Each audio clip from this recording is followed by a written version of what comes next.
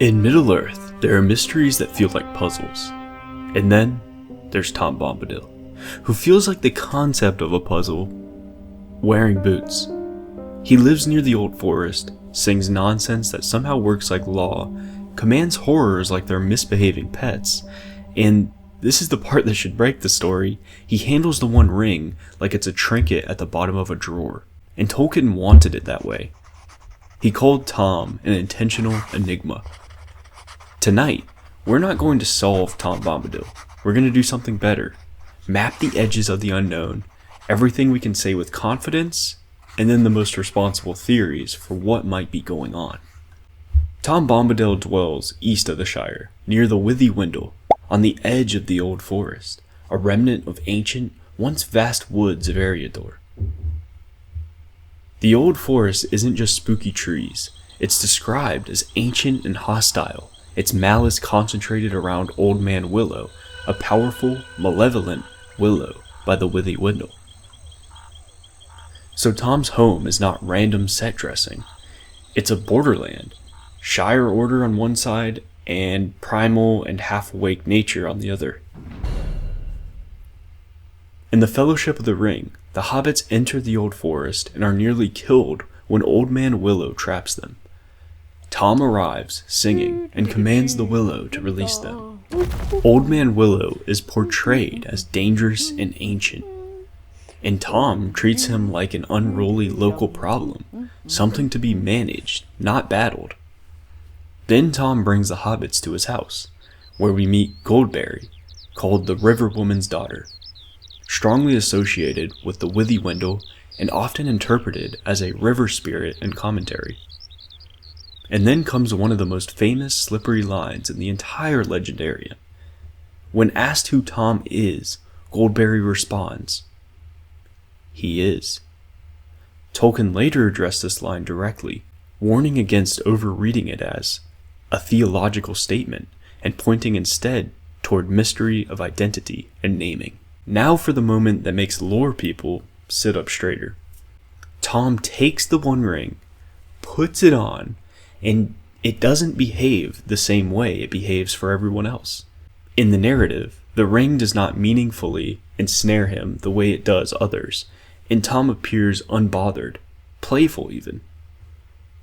Later, at the Council of Elrond, they consider giving the ring to Tom, and the idea is rejected, because Tom would not be a reliable guardian in the War of the Ring, and his power is tied to the small bounds he has set. Tolkien Gateway and the Encyclopedia of Arda both emphasize this core contradiction. Within his chosen borders, his power is extraordinary, but he is not positioned as a contestant in the great struggle for dominion. Tom is called many things, but the most lore-loaded is what elves called him. Iarwain Ben Adar, which means oldest and fatherless. That name is doing two jobs at once. One, it gives away his age. He's presented as unbelievably old, so old that he's connected in some way to the earliest days of the world. Tolkien Gateway summarizes that Tom claims to have existed when the Dark Lord came from the outside, implying extreme antiquity. And two, a category failure.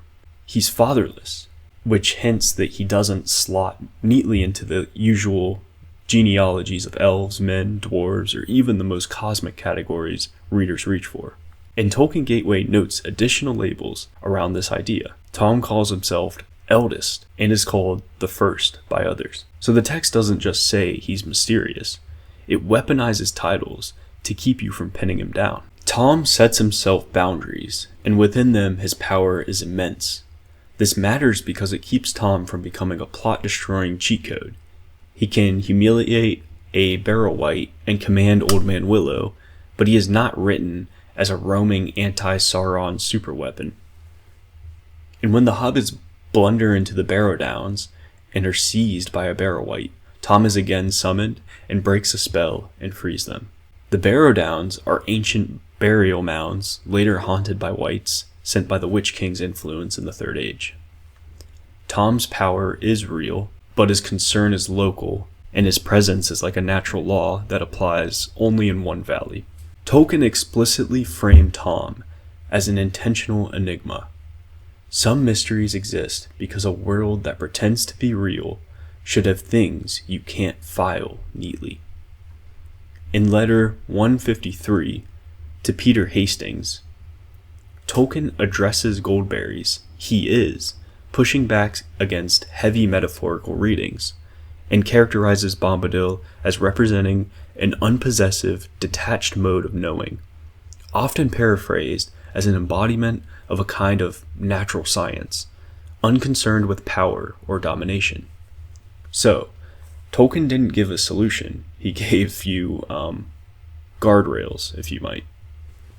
So, let's cover a few theories that potentially have some standing about what's going on with Tom Bombadil.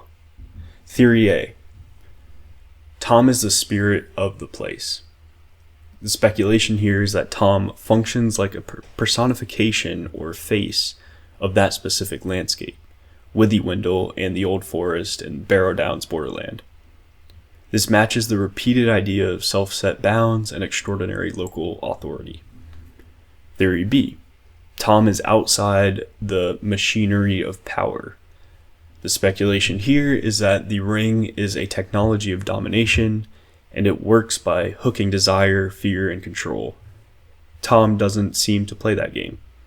Letter 153's framing Bombadil as unconcerned with power or dominion fits neatly with why the ring can't get leverage on him in the usual way.